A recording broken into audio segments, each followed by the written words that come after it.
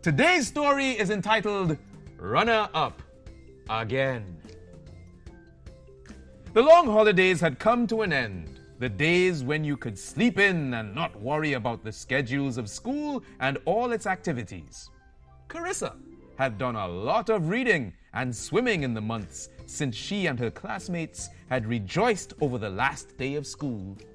But just as the setting sun signaled the end of the day, nearing the end of August marked the end of the students' vacation. School had started in September, and Carissa entered Standard 5 with great anticipation and excitement. Being popular was important to Carissa, and it seemed that the class prefect typically signified the most popular student. She had run for class prefect the last 2 years, but she'd been beaten each year by Jennifer. It seemed that Jennifer was a true friend to everyone in her class, and she was genuinely interested in representing their best interests. When Carissa learned that Jennifer's family had moved in August, she couldn't contain her excitement. Her competition was now gone.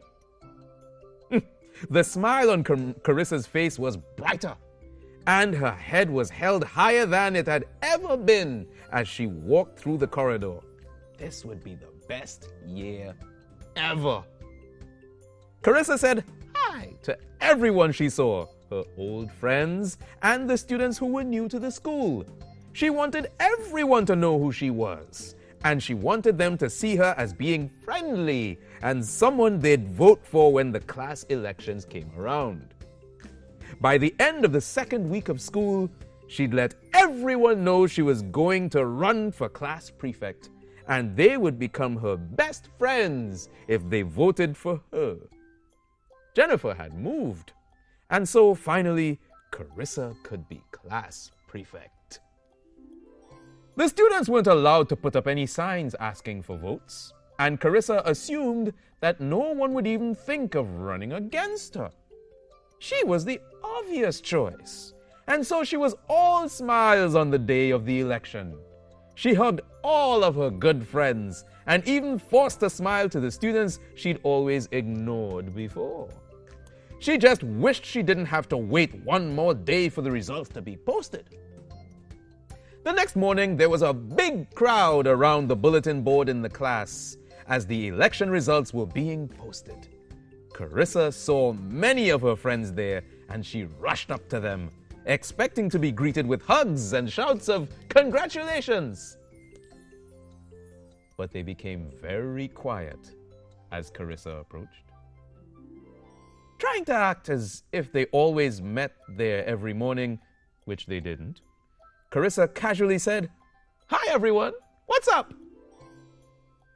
"Hey Carissa," came the singular reply. Carissa lifted her head higher and threw her shoulders back. They should be congratulating me and vying for my attention, to be my best friend, she thought. Still unaware of why her friends were so quiet, instead of rejoicing at her election, Carissa looked at the election result on the board. She'd been beaten by Ronald, a quiet boy who stayed back every day after school to help others in class with their homework. "Sorry, Carissa," said one of her friends as she stood there in disbelief. How could Ronald have beaten her for class prefect? As most of the students were walking away from the bulletin board area, Carissa's voice could be clearly heard over the others as she muttered, "It's not fair. I should have won." The end.